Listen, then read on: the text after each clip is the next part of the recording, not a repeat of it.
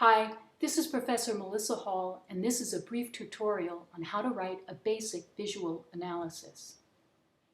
Begin by identifying your work with the information included on the museum label.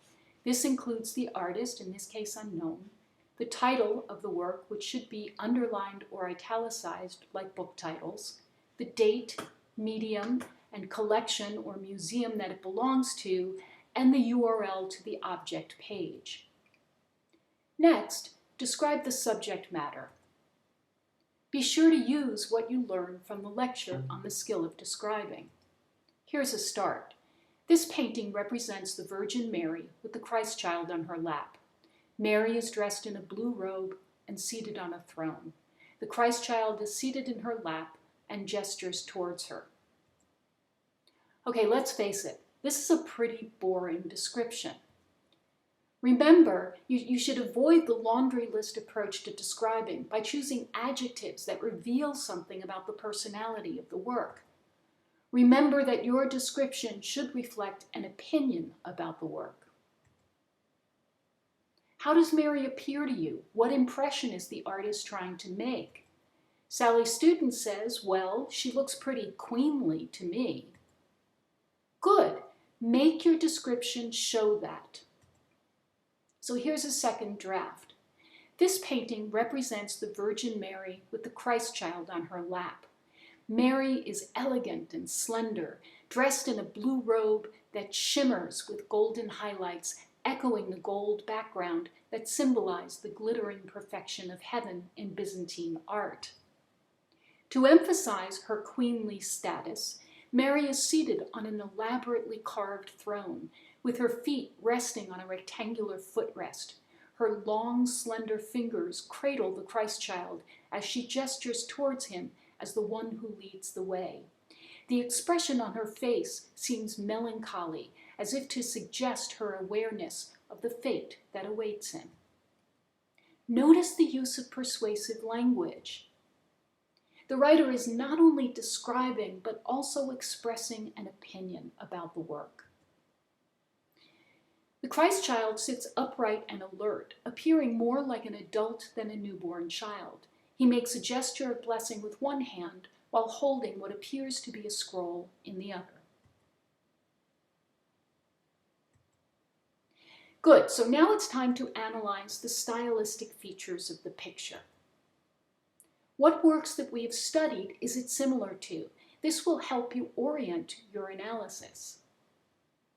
Sally Student says, well, I think it looks Byzantine, but some aspects seem similar to the Proto-Renaissance. Good. Make that your thesis. So here we have a thesis. This painting exemplifies many of the characteristics of the Italo-Byzantine style, but it also has elements typical of the Proto-Renaissance.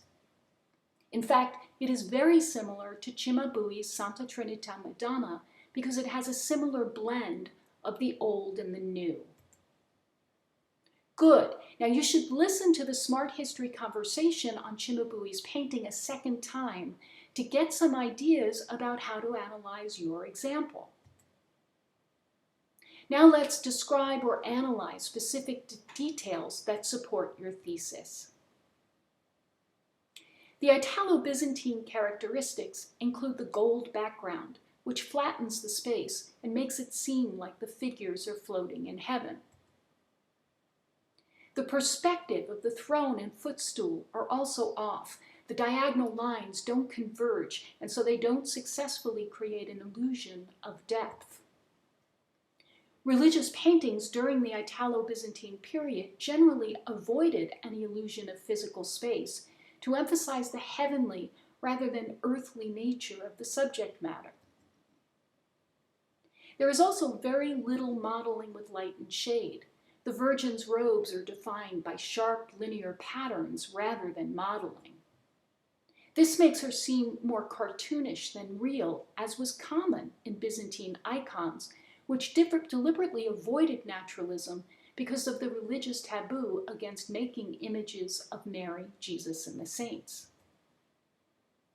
The Virgin's face looks like a typical Byzantine icon, with her long, thin nose, almond-shaped eyes, and tiny mouth.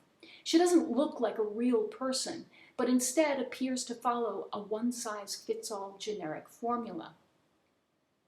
The proportions of the figure are also very unrealistic, as was common in Byzantine art. They're tall and slender and elongated. We can see this especially well in the Virgin's impossibly long fingers. But there's also the beginning of an interest in representing the Virgin more naturalistically, which makes this work proto-Renaissance. The diagonal lines of the throne, for example, create a rudimentary sense of depth, even if it isn't completely convincing. Like the throne in Cimabue's Madonna, the artist is clearly trying to create the illusion of depth in this picture, to convince us that Mary is actually sitting in the throne rather than hovering in front of it. The Virgin's knees also project outward from the picture rather than being flattened out. This makes her seem more three-dimensional and physically real. The Christ child's body also has some dimension to it. The linear patterns of the drapery follow the contours of his limbs so that we get a feeling of their roundness. We can even see how one leg is in front of the other because of the drapery folds. Finally, there's also some modeling with light and shade on the Virgin's face, neck, and hands, as well as on the Christ child's face, hands, and feet. These gradations from light to dark give the figures a sense of volume and mass that makes them seem physical and real. Great! All we need now is a conclusion. Why are all of these changes taking place? Let's place this picture in context. Sally Student says, well, isn't it because of the new humanist outlook of the time period? It seems like religious paintings are getting more realistic so people can relate to them on a more personal level. Great, make that your conclusion. And here's a conclusion. The National Gallery's enthroned Madonna and Child exemplifies the changes that were taking place in religious painting in Italy in the 1300s.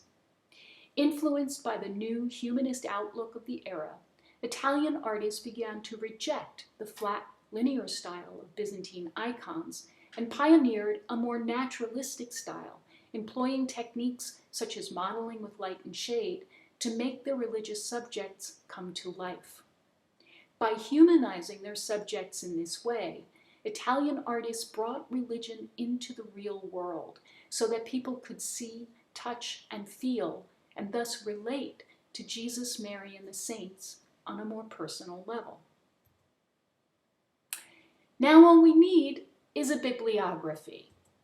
Sally Student says, wait, this wasn't a research paper.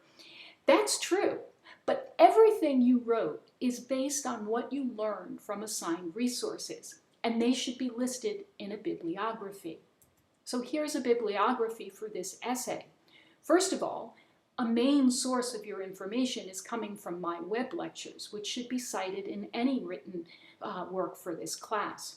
There's also the Smart History webbook, where you listen to Smart History conversations on many of the paintings.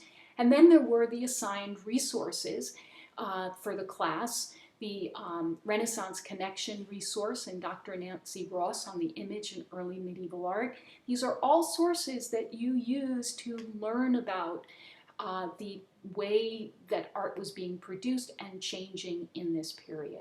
So I hope that this has been helpful and that I get wonderful essays from all of you.